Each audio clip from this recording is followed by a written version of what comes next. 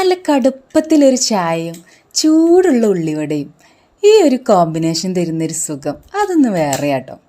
അപ്പം ഇന്ന് നമുക്ക് നല്ല ചായക്കടയിലെ ഉള്ളിവട ഉണ്ടാക്കിയാലോ?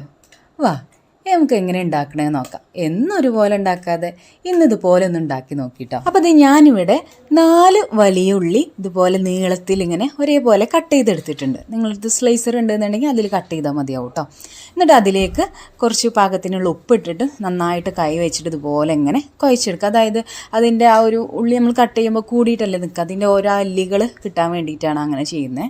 ഇനി നമുക്ക് കുറച്ച് സമയം റെസ്റ്റ് ചെയ്യാനായിട്ട് വെക്കാം. ഒരു 10 മിനിറ്റ് മതിയാകും കേട്ടോ. 10 മിനിറ്റ് കഴിഞ്ഞിട്ട് നോക്കുമ്പോൾ അതിൽ ഉള്ളിയിൽ നിന്ന് കുറച്ചിങ്ങനെ വെള്ളം ഇറങ്ങി വന്നിട്ടുണ്ടാവും കേട്ടോ. എന്നിട്ട് അത് നമ്മൾ ഇതുപോലെ ഇങ്ങനെ പിഴിഞ്ഞിട്ടെടുക്കണം. അപ്പോൾ അത്യാവശ്യം നല്ല വെള്ളം തന്നെ ഉണ്ടാകും. നമ്മൾ ഉപ്പിട്ടിട്ട് ഇതുപോലെ കൈ വെച്ചിട്ട് ഇങ്ങനെ കുഴച്ചെടുത്താണല്ലോ, ആ ഒരു സമയത്ത് തന്നെ കുറച്ചിങ്ങനെ വെള്ളം വന്നിട്ടുണ്ടാവും. അപ്പോൾ ഫുള്ളായിട്ട് നമ്മൾ ഇതുപോലെ ചെയ്തെടുക്കുക. ഇത്രയും വെള്ളം അതിൽ നിന്ന് കിട്ടിയതാണ് കേട്ടോ. അപ്പോൾ അത് ഒരു ബൗളിലോട്ട് ഇതുപോലെ ഉള്ളി മാത്രമായിട്ട് ഞാൻ മാറ്റിയെടുത്തിട്ടുണ്ട്. ഇനി അതിലോട്ട് അത്യാവശ്യം നമുക്ക് കറിവേപ്പില ഇതുപോലെ കട്ട് ചെയ്തിട്ട് ഇട്ട് കൊടുക്കണം.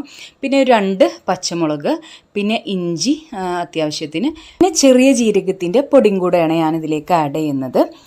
അപ്പോൾ അതും കൂടെ ഇട്ട് കൊടുക്കുക കേട്ടോ. ഉപ്പ് നമ്മൾ നേരത്തെ ഇട്ട് കൊടുത്തോണ്ട് കൂടുതലായിട്ട് ചേർക്കേണ്ട ആവശ്യമില്ല. നമ്മൾ പൊടികളൊക്കെ ഇട്ട് കൊടുത്തിട്ട് വേണമെന്നുണ്ടെങ്കിൽ നമുക്ക് ഇട്ട് കൊടുക്കാം കേട്ടോ. അപ്പോൾ ഇത് മൈദപ്പൊടി 1 കപ്പ് എടുത്തിട്ടുണ്ട്, പിന്നെ 1/4 കപ്പ് കടലപ്പൊടി, പിന്നെ കുറച്ച് അരിപ്പൊടി.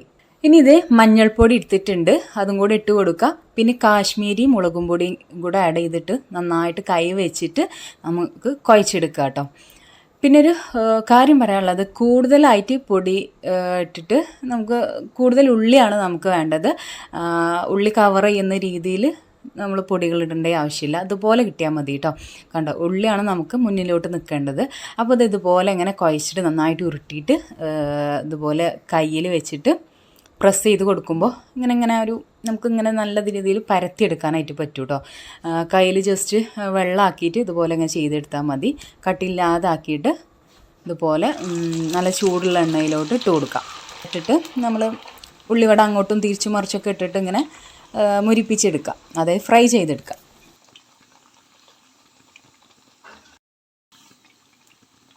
അങ്ങനെ ഇതേ നമ്മുടെ ചായക്കടയിലെ ഉള്ളിവട ഇവിടെ റെഡി ആയിട്ടുണ്ട് കേട്ടോ. ഇന്നത്തെ ഇഫ്താറിനെന്ന് അത് തന്നെ ആയിക്കോട്ടെ.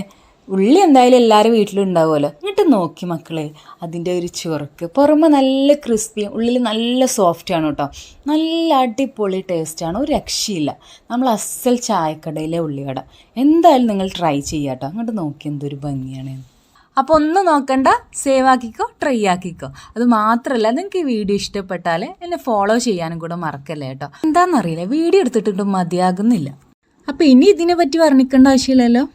അപ്പോൾ ഓക്കെ, ടാറ്റ, ബൈ ബൈ.